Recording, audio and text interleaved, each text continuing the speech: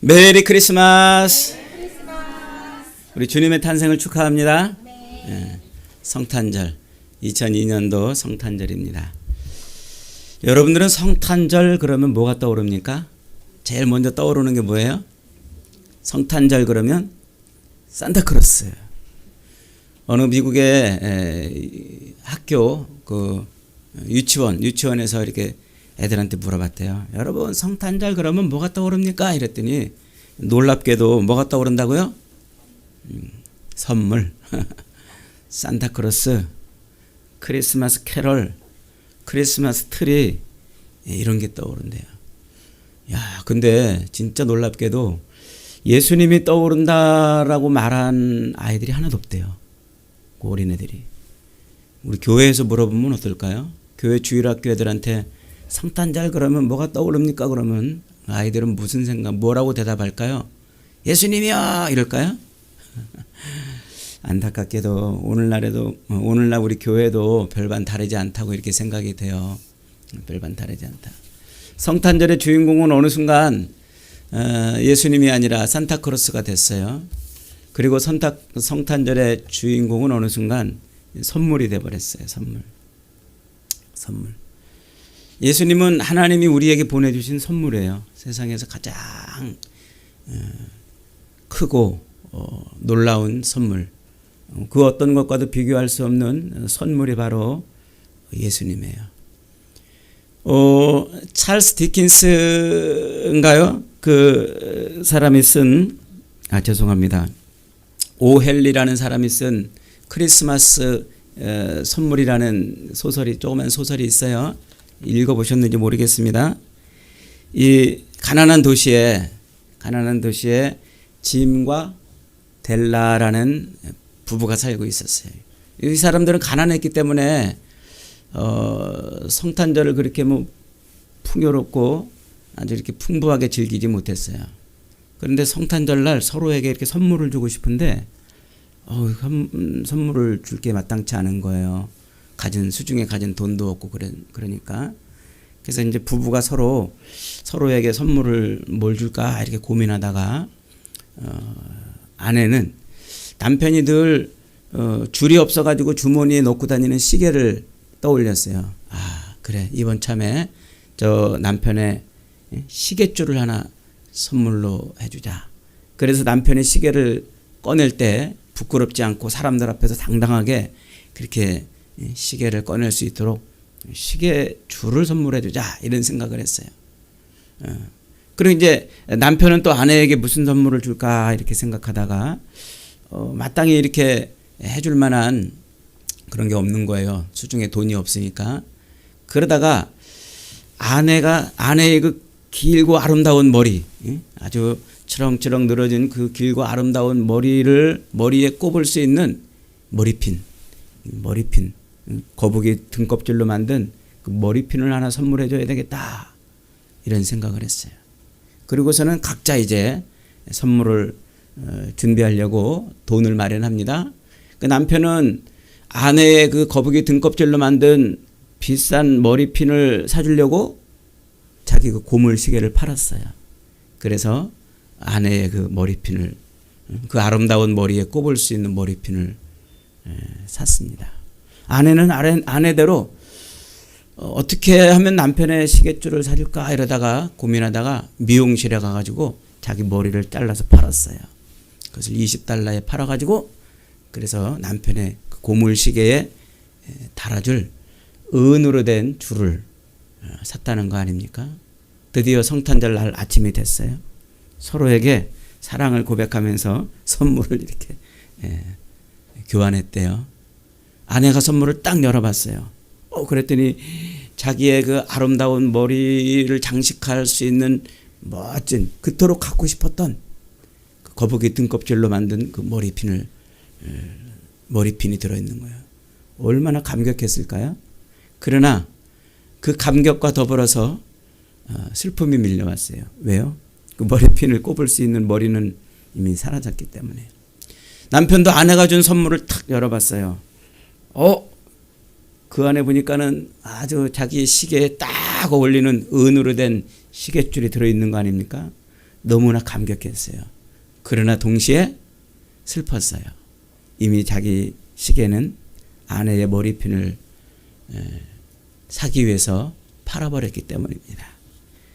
그 짧은 소설인데 이 소설이 나오자마자 하루 만에 6,000부가 팔리는 그런 대히트를 쳤다고 그러죠. 사람들의 마음을 울리는 감동적인 이야기였던 것 같아요. 여러분, 세상에서 가장 큰 선물이 뭐라고요? 하나님이 우리에게 아들을 주신 거예요. 하나님이 우리에게 아들을 보내주신 그것이 우리 인생의 가장 큰 선물이에요. 제가 오늘 성탄절 설교 제목을 말씀이 육신이 되다 이렇게 제목을 잡았습니다. 하나님이신 예수님이 이 땅에 육신을 입고 오신 사건, 그것이 성탄절인데 오늘 사도 요한은 그 사건을 지금 뭐라고 설명하냐면 예수님이 이 땅에 태어나신 그 사건을 뭐라고 표현하고 있냐면 말씀이 육신이 됐다 이렇게 표현하고 있어요. 예수님이 이 땅에 태어나신 그 사건을 사도 요한은 하나님이신 말씀, 그 말씀이 육신을 입고 이 땅에 오신 사건이다 이렇게 설명을 하고 있단 말이죠. 이 말씀이 육신이 되셨다 이 말은 텐트를 쳤다 혹은 장막을 쳤다 이런 말이에요. 텐트를 쳤다, 장막을 쳤다. 그러니까 말씀이신 예수님이 이 땅에 뭘 하신 거예요? 천막을 친 거예요. 텐트를 친 거예요. 왜 치셨을까요? 우리 가운데 거하시려고.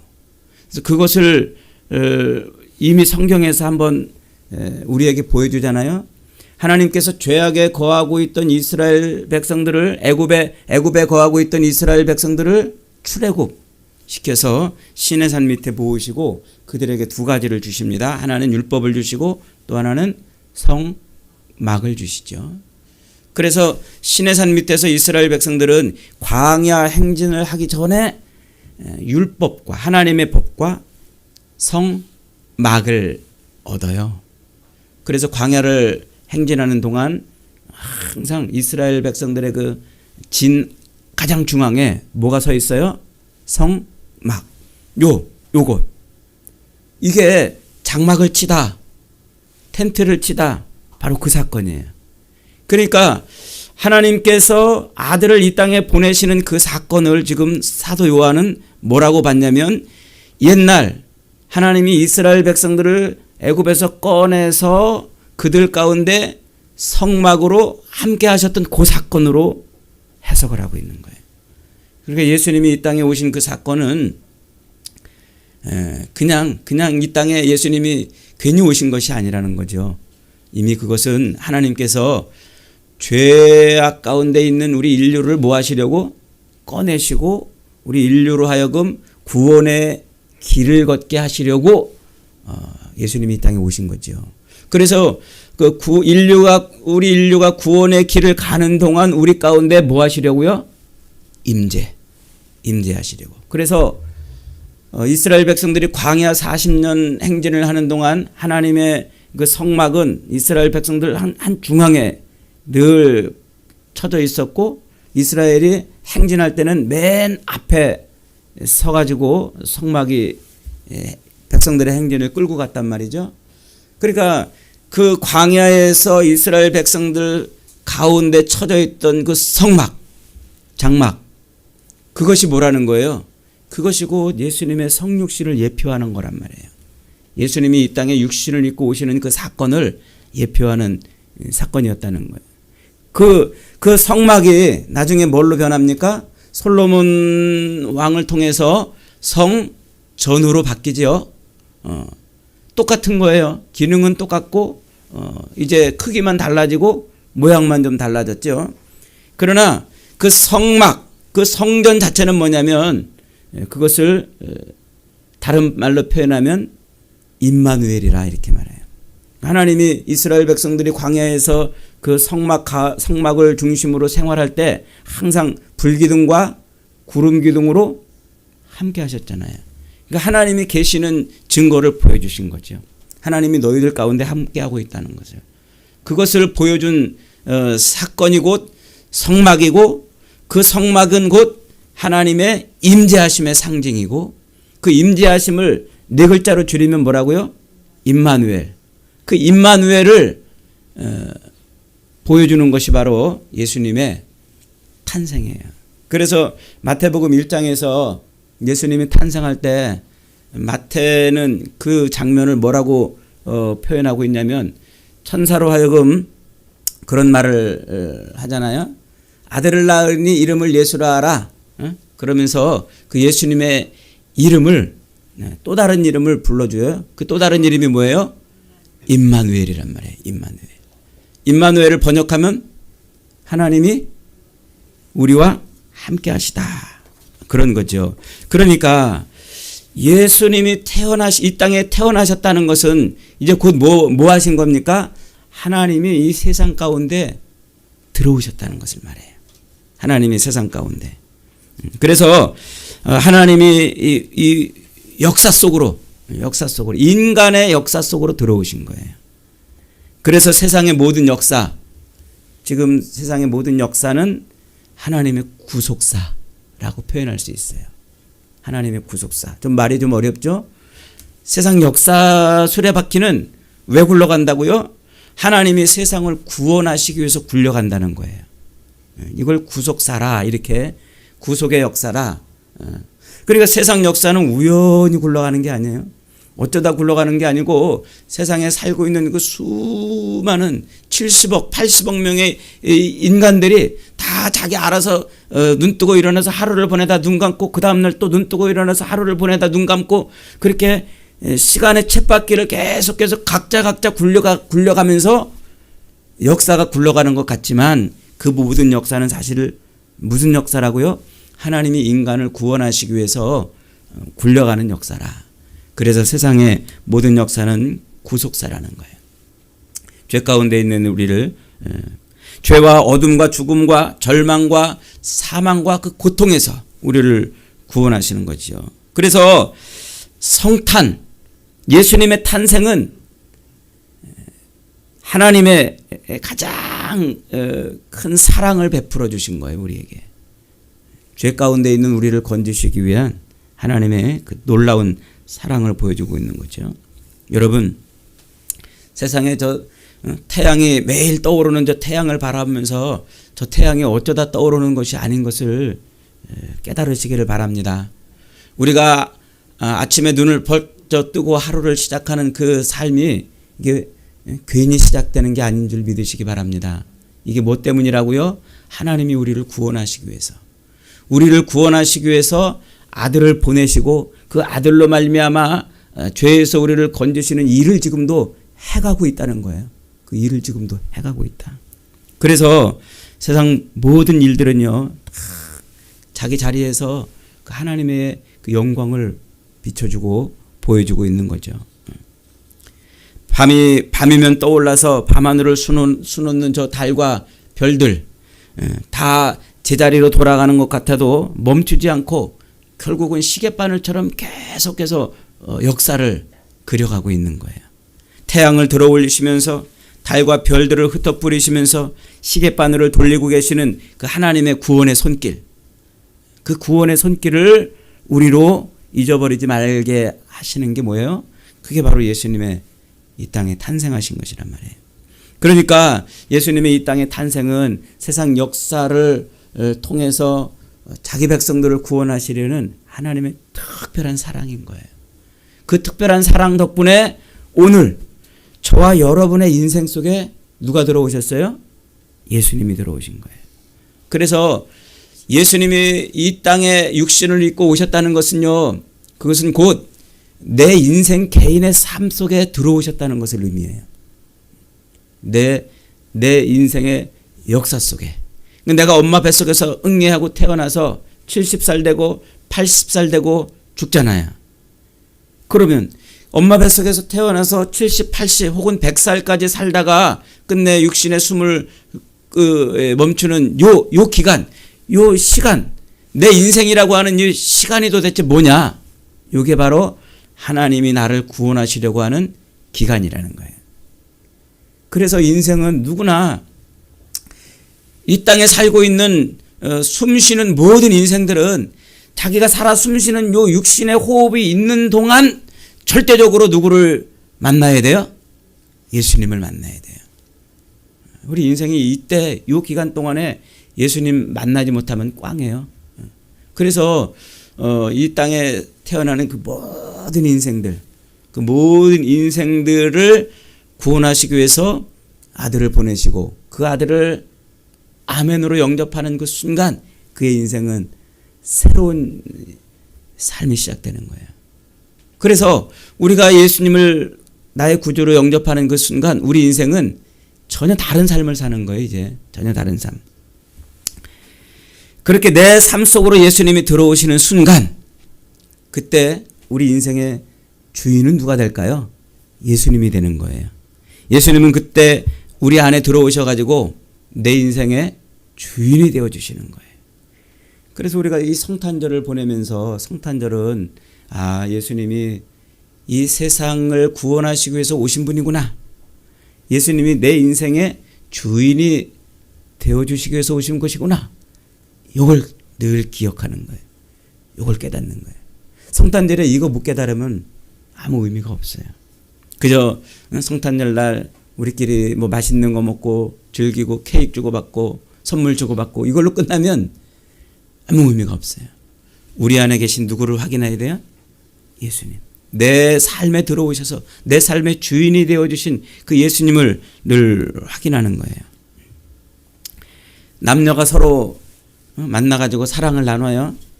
눈에 불이 붙어가지고 사랑이 탁 불꽃이 튀면 서로 이제 죽고 못 사는 관계가 되죠. 그런 관계가 되면은 결혼하고 그 다음에 아기를 낳습니다. 그 아기를 낳으면은 그 다음엔 그 가정은 그 남녀 관계는 누구를 중심으로 돌아가나요?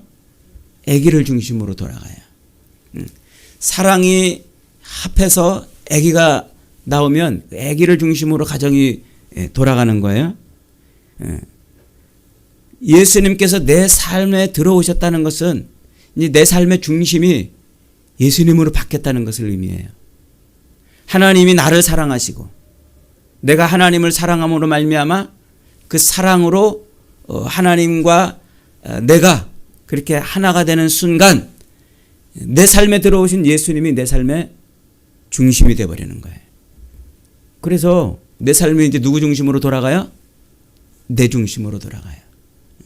우리 최근에 결혼한 재영군과 영아자매 30년 넘게 각자 중심으로 삶을 살았어요. 이제 부부가 됐어요. 여전히 부부가 됐는데도 각자의 삶의 패턴을 가지고 각자 살아오던 습관을 가지고 산다면 그 부부 생활이 재미있을까요? 재미없을 거예요. 그때는 이제 뭔가 사랑을 중심으로 돌아가야 되는 거예요. 생각도 그렇게 바뀌어야 되고 습관도 바뀌어야 되고 그래야 부부 생활이 되는 거예요. 맞죠? 재밌어요? 이해를 돕기 위해서 우리 두 사람을 예를 들었습니다. 그게 사랑으로 인해서 삶의 주인이 바뀌는 것을 의미하는 거예요. 우리가 하나님이 우리를 사랑해서 아들을 보내시고 우리가 하나님을 사랑함으로 그 아들을 영접함으로 말미암아 이제 우리는 누구 중심으로 삶의 중심이 바뀌는 거예요? 내 중심이 아니라 예수님 중심이에요. 그래서 내 중심을 삶을 사는 게 아니라 예수님 중심의 삶을 사는 거예요. 해마다 이렇게 성탄절을 우리가 보내면서 깨달아야 될 게 내가 지금 예수님 중심으로 살고 있는지. 우리 인간은 정말 악해요. 타락돼 가지고요. 정말 내 욕망과 내 이기심과 내 욕심을 늘 채우려고 몸부림치게 돼 있어요. 이 내 이기심과 욕망과 욕심을 채우려고 몸부림치는 그 삶을 성령께서 주장하셔가지고 누구 중심으로 살아가는 거? 예수님 중심으로 살아가는. 그게 그리스도인의 삶이에요. 그리스도인의 삶. 근데 이게 잘 안 된단 말이에요. 애써서 몸부림쳐서 성령을 따라 예수님 중심의 삶을 살고 싶어도 이게 잘 안 되는 거예요. 그래서 끊임없이 우리는 기도해야 되고 끊임없이 우리는 말씀에 집착해야 돼요. 그러면서 이런 절기를 통해서 우리 삶을 자꾸 돌아봐야 됩니다. 내 삶에 들어오신 주님, 내가 주님을 중심으로 지금 살고 있는지, 주님이 내 인생의 주인이라고 그러는데 내가 정말 그렇게 살고 있는지 돌이켜봐야 돼. 그래서 성탄절은 주님이 내 인생의 주인이신 것을 다시 확인하는 시간이에요. 주님이 우리 삶의 통치자인 것을 다시 확인하는 거예요. 이게 내 삶 속에서 이게 확인되고 내 삶 속에서 이게 다시 정립되지 않으면은요, 우리가 지금 즐기고 있는 성탄절은 별 의미가 없어요. 그저 우리끼리 즐기다 끝나는 것이 될 수도 있습니다. 여러분, 성탄절은 하나님이 우리를 죄에서 구원하시려고 아들을 보내신 날이에요. 그래서 하나님이 이 땅에 육신을 입고 오신 그 자체가 곧 임마누엘이라 이렇게 표현하죠. 그러니까 내 인생 속에 들어오셔서 주님은 이제 내 인생의 주인이 되어주시는 거예요. 그게 임마누엘이에요. 내게서 내 안에 들어오셔서 내 삶의 중심이 되어주시는 것. 그게 임마누엘이라는 것이죠. 그러니까 여러분, 성탄절을 통해서 우리가 확인할 것은 예수님이 내 삶에 들어오심을 인해서 내가 예수님 중심으로 삶을 살아야 되는구나. 이걸 확인하는 겁니다. 그걸 확인할 때 그때 진짜 예수님은 내 삶에서 태어나시는 거예요. 그때 진짜 예수님은 내 삶의 주인이 되시고 그때 주님은 그때 비로소 내 삶 속에서 뭐가 되셔요? 텐트를 치시는 거예요. 텐트를 치셔. 내 삶에 들어와서 거주하신단 말이에요. 내 삶 속에 장막을 치신 거예요. 그래야 우리는 구원의 삶을 누리며 사는 것입니다. 여러분, 예수님은요, 저 멀리 계신 분이 아니에요. 예수님은 저 운동장 밖에서 야 이래라 저래라 하고 우리 혼내고 야단치는 코치가 아니에요. 우리 삶의 경기장 안에 같이 들어오셔서 우리와 같이 뛰어주시고 우리와 같이 달려주시고 우리와 같이 우리 삶의 이 많은 일들을 패스로 주고받고 하시면서 우리를 도우시는 분이에요. 그래서 우리 마음속에 불을 질러서 주님을 위해 살게 만들기도 하시고 또 우리의 귀에 할례를 행해서 하나님의 말씀이 들리게도 하시고 또 우리의 입에 은혜를 주셔서 복음을 외치며 살게도 하시는 거예요. 그렇게 우리 안에 들어오셔서 같이 장막을 치고 거주하심으로 그런 일들을 행하신단 말이죠. 그래서 우리로 하여금 이 광야의 길을 멈추지 않고 애굽으로 다시 돌아가지 않고 끝내 그 길로 가도록 그렇게 우리를 격려해 주시는 분이십니다. 그분이 성탄절 바로 이때 오신 줄 믿으시기 바랍니다. 사랑하는 여러분, 하나님이 우리의 인생에 오시느냐 안 오시느냐 이 문제가 아닙니다. 하나님은 이미 아들 예수의 모습으로 이 땅에 오셨어요. 내 삶에 들어오셨어요. 장막을 치셨어요. 이제 그분과 더불어 내가 사느냐 안 사느냐 이게 중요한 겁니다. 내가 사느냐 안 사느냐. 같은 한 지붕 아래 천막을 치고 같은 텐트 아래 같이 사는데 그분을 외면하고 그분과 상관없는 삶을 산다면 얼마나 미련하고 어리석은 인생이겠습니까? 우리 안에 오신 주님, 그분과 더불어 날마다 삶을 사시기를 바랍니다. 그분을 내 삶의 주인으로 모시고 그분을 드러내며 살 수 있기를 바랍니다. 그것이 말씀이 육신이 되어 우리 가운데 오신 주님을 우리가 영접하는 겁니다. 성탄절은 다시 그걸 확인하는 시간이에요. 내 인생의 주인이 정말 예수님이셨던가? 내가 정말 주님을 위해 살고 있던가? 내가 정말 주님 중심으로 내 삶을 살고 있었던가? 이번 성탄절을 그런 것을 다시 한번 돌이켜보면서 주님을 위해서 살고 주님과 더불어 살고 주님으로 말미암아 사는 저와 여러분이 다 되시기를 주님의 이름으로 축복합니다.